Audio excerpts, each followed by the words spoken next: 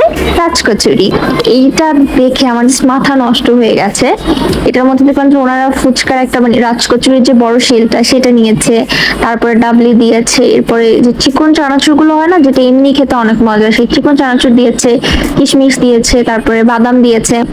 এরপরে ওনাদের একদম হোমমেড ফ্রেশ ঠান্ডা ঠান্ডা দই দিয়েছে। এই দইটা না আমি খালি একটু নিয়েছিলাম টেস্ট করার জন্য।